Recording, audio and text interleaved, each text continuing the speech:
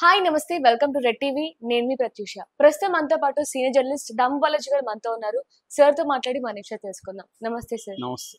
Sir ఎట్టకేలకు OG release అయిపోయింది power star Pawan Kalyan గారి ఫ్యాన్స్ అందరూ కూడా ఒక రేంజ్ లో సెలబ్రేషన్ చేసుకుంటున్నారు అయితే కలెక్షన్ విషయానికి వచ్చినట్లయితే సోషల్ మీడియాలో ఒక్కొక్క చోట ఒక్కొక్కటి వినిపిస్తుంది అంటే కొందరేమో ఒక అమౌంట్ చెప్తుంటే ఇంకొకరు కొన్ని కొన్ని చెప్తున్నారు అనమాట అయితే చూస్తుంటే మాత్రం పవన్ కళ్యాణ్ గారి కెరియర్ లోనే హైయెస్ట్ కలెక్షన్ తీసుకొచ్చింది ఓజీ అంటూ కూడా వార్తలు వస్తున్నాయి అయితే మీరు చెప్పండి సార్ అంటే ఈ మూవీ ఎంత కలెక్షన్ చేసింది ఇప్పటి వరకు ఇప్పటివరకు ఏంటంటే ఒక హరిహర వీరమల్లని పక్కన పెడితే 100 కోట్ల కలెక్షన్ చేసిన సినిమాలు ఏవి కూడా పవన్ కళ్యాణ్ లేవు. ఇక 500 క్లబ్ అనేది ఆయన వెళ్ళలేదు ఇప్పటివరకు. చాలా మంది హీరోలు ఆయన వెనకొచ్చిన వాళ్ళంతా వెళ్ళిపోయారు. అది ఆయన కూడా చెప్పాడు. ఎందుకంటే ఆయన ఫుల్ టైమ్ హీరోలాగా ఇప్పుడు లేడు, రాజకీయాల్లో ఉంటున్నాడు గత 10 ఏళ్ళుగా. సో అక్కడ ఒక అడుగు ఇక్కడ ఒక అడుగు పెడుతున్నాడు కాబట్టి దీని మీద ఫోకస్ లేదు ఆయనకి. రెండోది సినిమాలను కూడా ఆయన పాన్ ఇండియా లెవెల్ సినిమాలు అనేది తీయలేదు ఇప్పటివరకు. హరిహర వీరమల్లు అనుకున్నారో అది రాలేదు. ఇది కూడా పాన్ ఇండియా సినిమాగా తీయలేదు, తెలుగు సినిమా లాగా తీసి డబ్బింగ్ చేశారు. పాన్ ఇండియా సినిమా అంటే మార్కెటింగ్ చేయాలి, అదేమి చేయలేదు వీళ్ళు. హిందీలో కానీ ఎక్కడ మార్కెటింగ్ చేయలేదు. సో అందువల్ల ఇదేమి మనం పాన్ ఇండియా సినిమాలతో కంపేర్ చేయడం అనేది అన్యాయం, కరెక్ట్ కాదు అది. ఇప్పుడు మనం ఒక పుష్ప 2తోనో RRRతోనో లేకపోతే సలార్తోనో బాహుబలితోనో వీటితో అంతా కంపేర్ చేయకూడదు ఇది. ఎందుకంటే ఇది పాన్ ఇండియా సినిమా లాగా వాళ్ళు చేయలేదు. ఇది తెలుగు సినిమాని, తెలుగు సినిమాకే వాళ్ళు 250 కోట్లు ఖర్చు పెట్టి స్టైలైజ్డ్గా చేశారు. బట్ డబ్బింగ్ అవన్నీ చేశారు తర్వాత. ఎక్కడా పోయి నార్త్ ఇండియాలో కానీ తమిళనాడులో కానీ కర్ణాటకలో కానీ ఎక్కడా వీళ్ళు క్యాంపెయిన్ కానీ మార్కెటింగ్ కానీ చేయలేదు. సో కాకపోతే ఏంటంటే పవన్ కళ్యాణ్కి ముందు నుంచి కూడా ఇతర హీరోలకి లేని ఒక స్టామినా ఉంది. అదేంటంటే ఫ్లాప్ సినిమాకి కూడా లాస్ రాదు ప్రొడ్యూసర్కి, ఏదో వచ్చినా నామినల్. కొన్ని లాసులు తక్కువే ఉన్నాయి మనకి. పవన్ కళ్యాణ్ది ఒక జానీ ఫస్ట్లో లాస్ అయింది, దాని తర్వాత బాలు సినిమా టైంలో నేను సుభాష్ చంద్రబోస్ రాఘవేంద్రరావు దగ్గర అసోసియేట్కి పనిచేసినప్పుడు సేమ్ ప్రొడ్యూసర్ మా 2 సినిమాలకి, అశ్విని దత్. అందువల్ల మాకు ఆ విషయాలన్నీ కూడా తెలుసు. బాలులో అప్పట్లోనే 2-3 కోట్లు లాస్ వచ్చింది ప్రొడ్యూసర్కి. అయితే ఆ తర్వాత ఏమైందంటే అప్పట్లో అంతా బడ్జెట్ అంతా 20 కోట్లు 30 కోట్ల లోపలే బడ్జెట్ ఉండేది కాబట్టి లాసులు కూడా తక్కువ ఉండేది. పవన్ కళ్యాణ్కి ఏంటంటే ఫ్యాన్ బేస్ పవన్ కళ్యాణ్కి ఉన్నట్టుగా నాకు తెలిసి సౌత్ ఇండియాలో ఇంకా ఏ హీరో కూడా అంత స్ట్రాంగ్ ఫ్యాన్ బేస్ లేరు.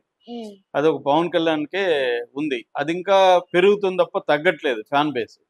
అయితే బడ్జెట్ ఎక్కువైపోవడం వల్ల ఈ ఫ్యాన్స్ సరిపోరు, ఫ్యాన్స్ పెట్టే డబ్బులు సరిపోవు పవన్ కళ్యాణ్ సినిమాలకి. ఇప్పుడు 250 కోట్లు దీని బడ్జెట్, ఫ్యాన్స్ ఎంత ఖర్చు పెట్టగలరు?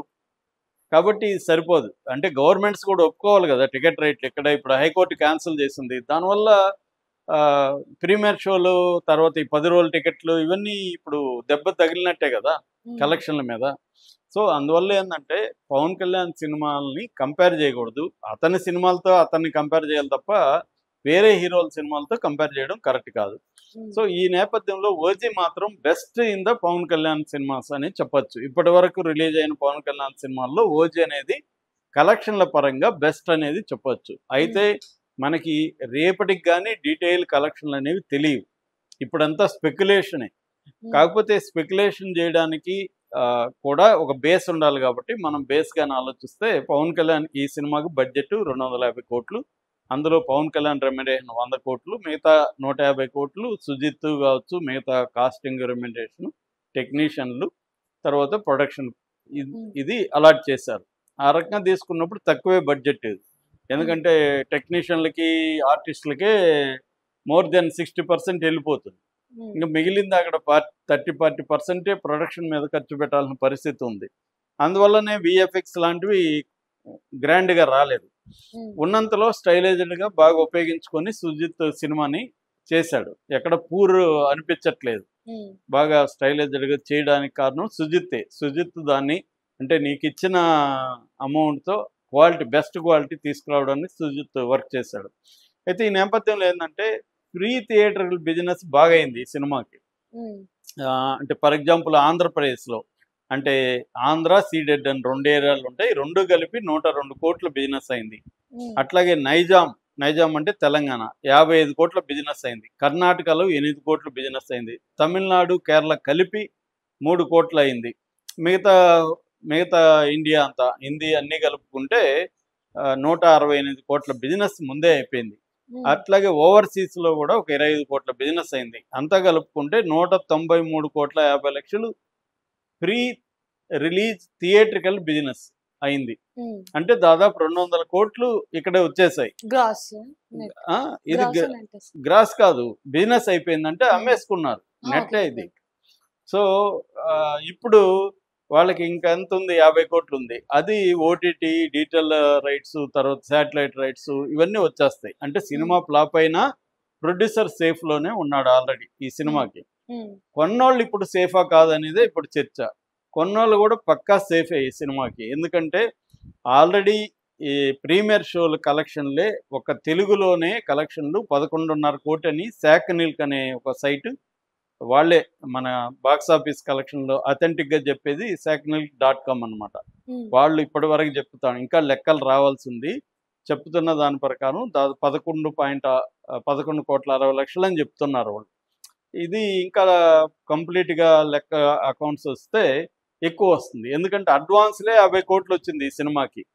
అడ్వాన్సులు అంటే ప్రీమియర్ షోలు ప్లస్ రెగ్యులర్కి, ఈ రోజు నుంచి రెగ్యులర్ షోలకు కూడా ముందే బుక్ చేసుకున్నారు. ఇప్పుడు ఫర్ ఎగ్జాంపుల్ గుంటూరులో ఇందాక ఒక ఫ్రెండ్ అడిగితే అతను ఈ రోజు మధ్యాహ్నం వరకు బుక్ అయిపోయినాయి, నైట్కి మాత్రం ఇంకొంత ఖాళీలు ఉన్నాయని చెప్పాడు ఒక థియేటర్లో.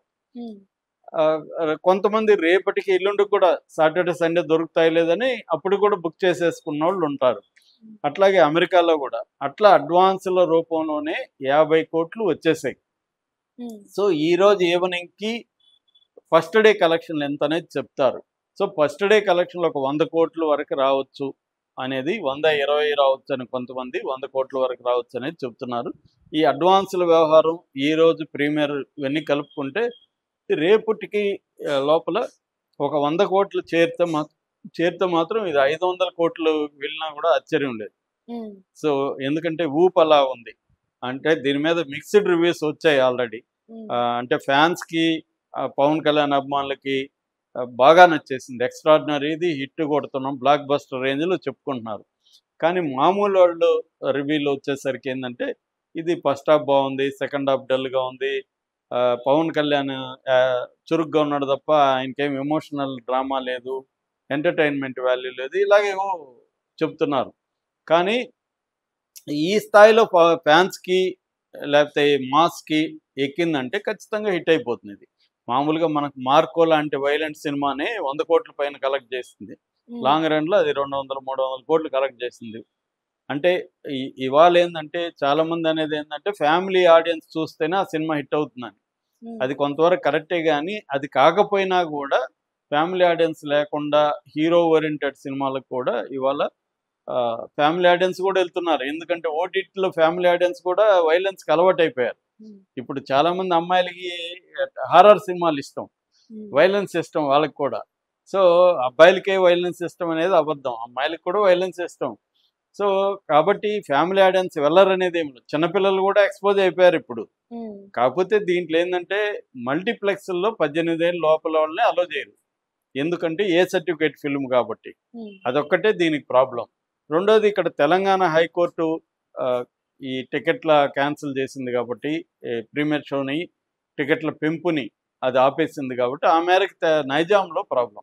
కానీ ఆంధ్రాలో ఏం ప్రాబ్లం లేదు. ఆంధ్రాలో ఆల్రెడీ 1000 రూపాయలు టికెట్ బ్లాక్లో 3000-5000 కూడా నిన్న అమ్మి కొన్నారు అక్కడ. ఎందుకంటే ఫస్ట్ డే ఫస్ట్ షో చూడాలి, ప్రీమియర్ చూడాలనేది అభిమానుల్లో విపరీతంగా ఉంటుంది. రెండోది, పవన్ కళ్యాణ్కి ఇంకో బలం ఏంటంటే జనసేన పార్టీ వాళ్ళు అధికారంలో ఉన్నారు కాబట్టి జనసేన పార్టీలో కూడా చాలామంది బల్క్గా టికెట్లు కొని వాళ్ళ కేడర్కి చూపించే ప్రయత్నాలు కూడా చేస్తారు.